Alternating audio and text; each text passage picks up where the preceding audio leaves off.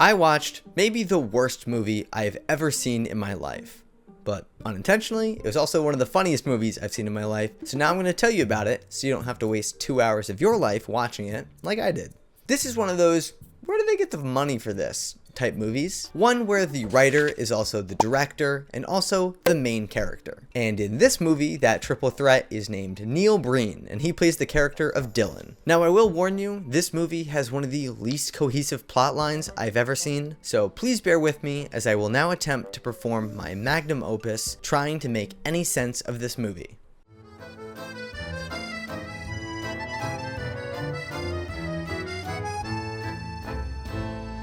This movie opens with Dylan and Leah, who find a magic rock in a treasure chest in the woods, and then it immediately cuts to Leah moving away.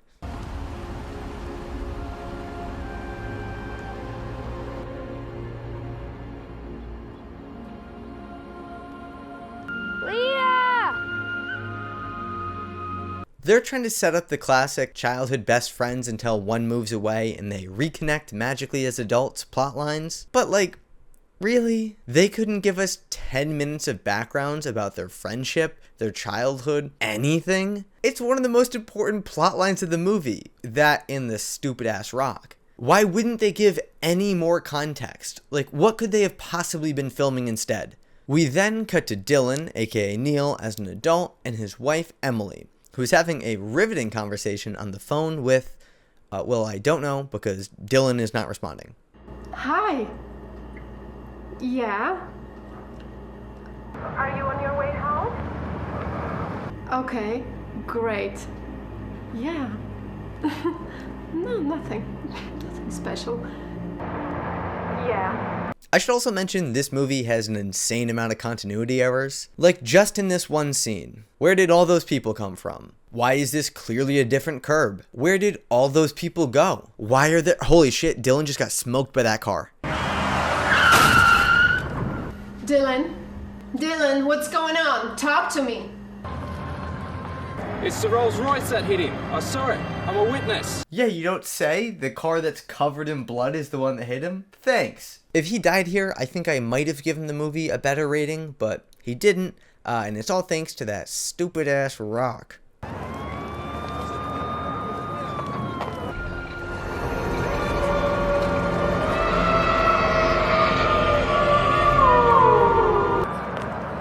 They take Neil to the hospital, and I don't think they actually had permission to film the hospital because the footage they use is clearly just somebody driving past a hospital. Like it legitimately might be filmed out of the passenger seat of Neil's car. Anyways, the doctor says that he's in really bad shape and wants a neurologist to come take a look at him. And that neurologist is Leah. He is very weak. Gee, thank God you went to school for 13 years. I couldn't have told you that the old man who got demolished by a car and is actively in a coma probably isn't that strong. But like most things in this movie, this scene doesn't matter because she never recognizes him. And also he wakes up from the coma and just leaves. Thankfully, we get to see his bare ass, so it's not a complete wash. And don't worry if you miss seeing his bare buttocks there, because we get to see it in the very next scene when he goes home dripping blood and hooks up with his wife in the shower. What are you doing home? You're supposed to be in a hospital. I let myself out. Help me. Help me. That's pretty vile. Now, who am I to really question anything? I mean, like, I've never made a movie before, but was Neil being naked near this far younger actress necessary for the plot? Because I mean, like, not that I think this, I just, like, the other day I heard people talking about it and they're like, oh, it kind of makes you seem like a sex pest, Neil. And like, I wasn't saying this, but like they were, and they're like, oh, maybe you could have used some of that budget to film any background about the characters. Maybe they have a point. Now, this movie isn't completely devoid of background about its characters. We do learn that Dylan is a writer who is working on his next book. And we also learn that Neil has no clue what a writer actually does or how many computers they own. I have a damn master's degree in computer science, and I turn out to be a writer.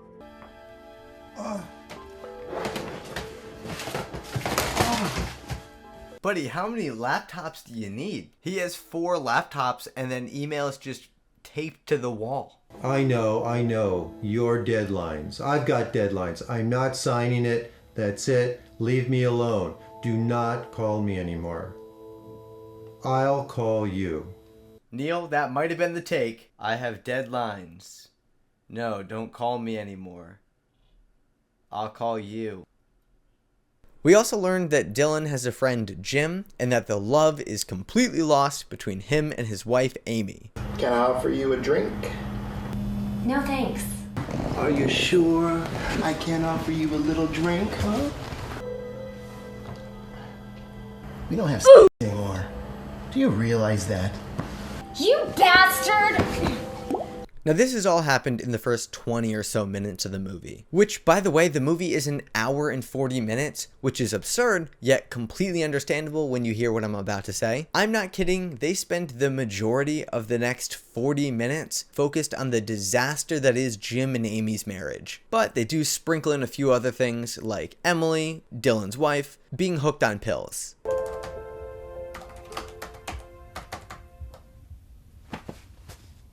Where are my pills?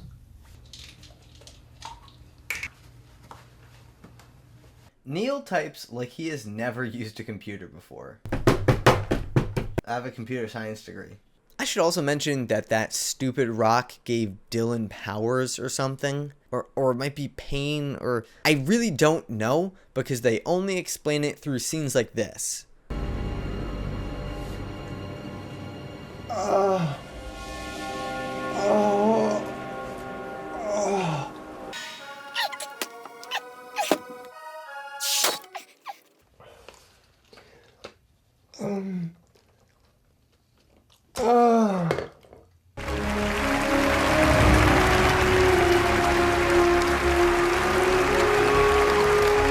Later that day, or maybe it's the next day, I don't know, time doesn't exist in this movie, we get a rare plotline crossover between Dylan and Emily and Jim, Amy, and their daughter. They all get together for a dinner party, and I think this might be one of the most poorly acted scenes in cinema history. I want you to try this new wine. I'd love to try your wine.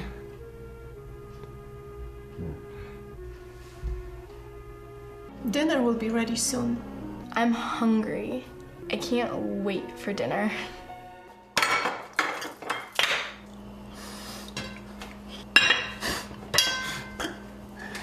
Can I have some wine, please?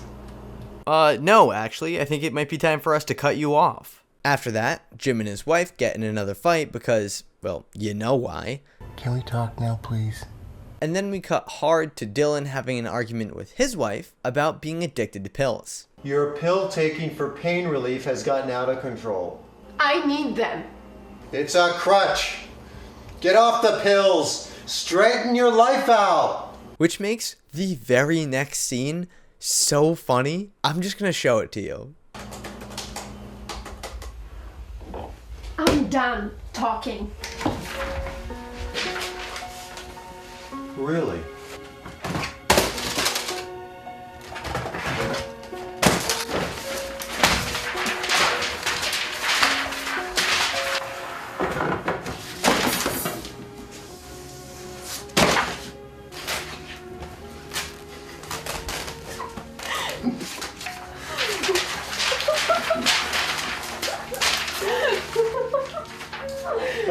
Yeah, let's clear off this whole desk so we can hug standing. Neil, stop throwing the paper.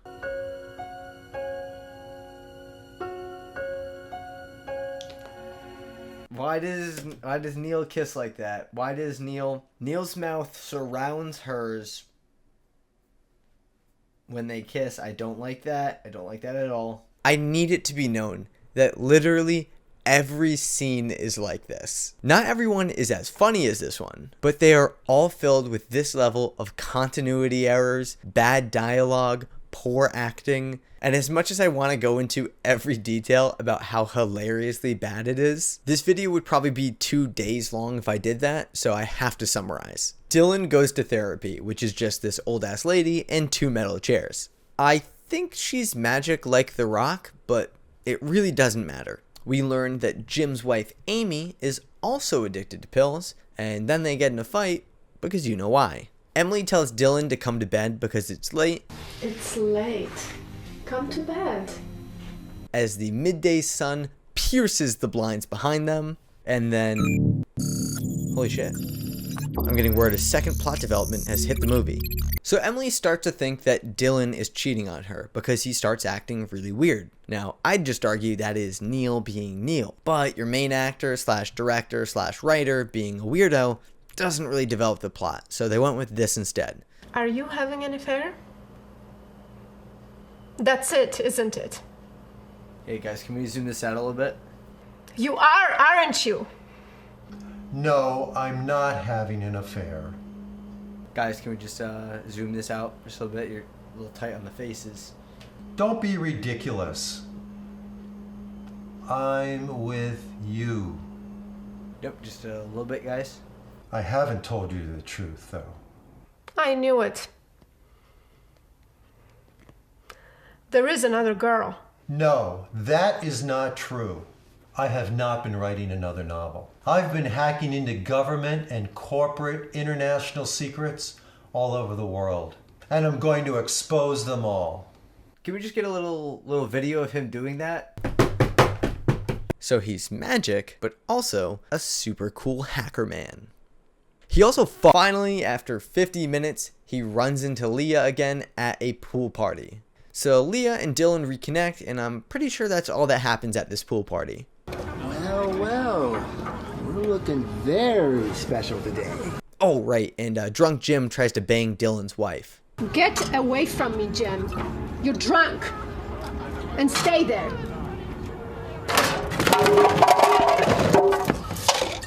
I don't know, it might be something in the water at that house, because the very next scene, their daughter also tries to bang Neil.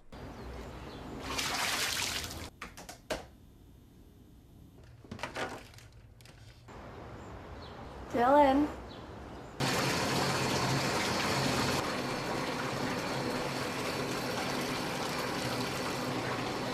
Please, don't do it anymore.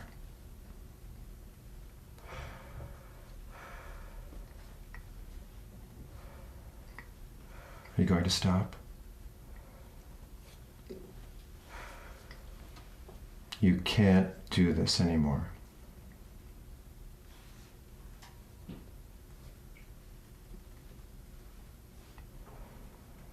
But don't worry, because she's in high school, so she's definitely... Oh yeah, no, you should probably worry. While this is happening, Jim and Amy are back home going at it, but in the fight way, because they're not going at it in the other way. What? Another hard day at the office?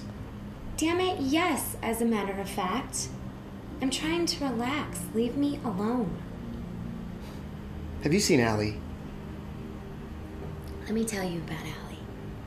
Allie's been sneaking over to Dylan and Emily's house and jumping in their swimming pool.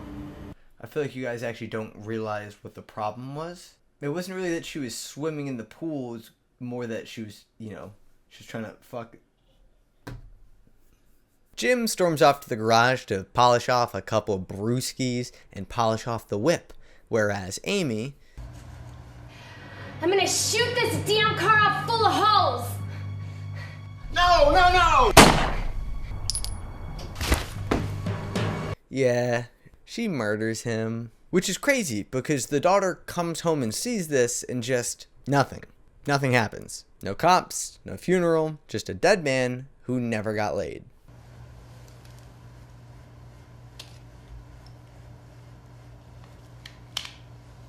Perfect. Now it looks like he did it. Jim, how could you have done this? Jim!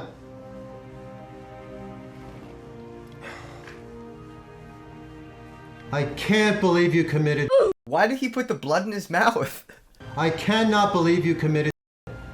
How could you have done this? How could you have committed? Goodbye.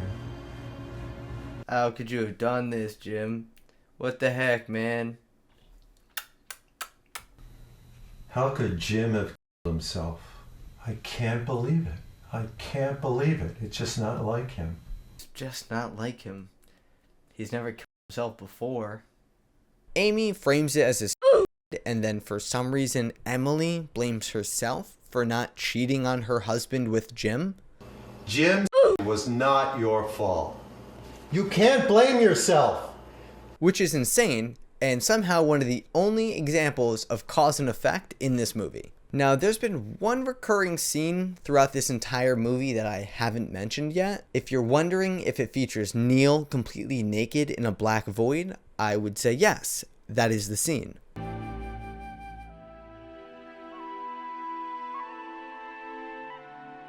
I'm sure Neil would argue that scene is absolutely necessary and integral to the plot. And I try to give a little bit of benefit of the doubt, but to me, this kind of just seemed like a way for a 53-year-old man to trick a 18-year-old girl to be naked in close proximity to him, and that's pretty fucking weird. From a plot perspective, it doesn't make any sense either. Is this inside that stupid rock? We never find out, because they never even try to explain it. Also, the woman in this scene plays the daughter of Jim and Amy. It's not even Leah. At least Leah has some connection to that stupid magic pebble, but who knows? Maybe this wasn't some ploy to force the youngest actress on set to see his saggy, pathetic package. We don't know. It could have just been a sorry excuse to see her boobs, which is nothing like the other scene, alright? That one was important. Anyways, where was I? Black void. Neil is a sex pest. Oh, okay. Dylan runs into Leah at the park, who has conveniently left her fiancé, and they both confess their profound love for each other. It's great to see you. You too. You guys are gonna film this scene while there's an airplane going overhead? You couldn't do another take or maybe like dub the audio? I broke up with Jim. It's better this way. I love you. I knew I loved you when I was 8 years old. And I love you. Now, technically, this would be considered cheating, but conveniently, without knowing anything about what's happening, Emily kills herself.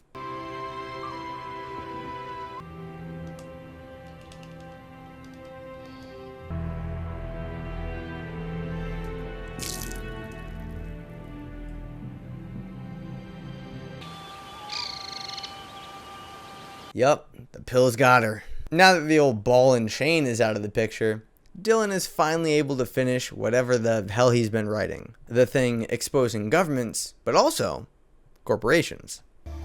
I can't wait any longer.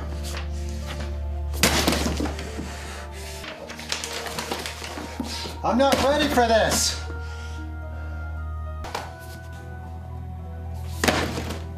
Apparently, these governments and corporations aren't a fan, so they kidnap Leah.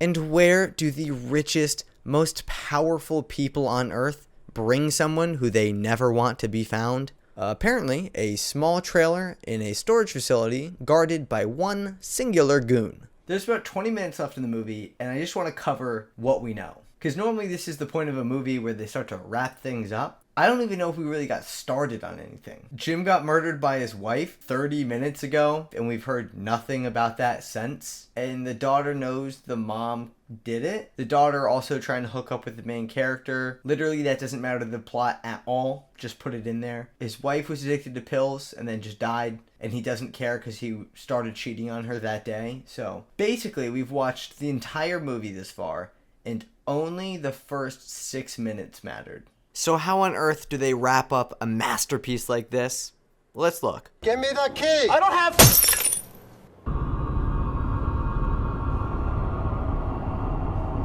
Leah, it's Dylan. I'm going to do something that you can't see. I'm going to put the gag back in. Here.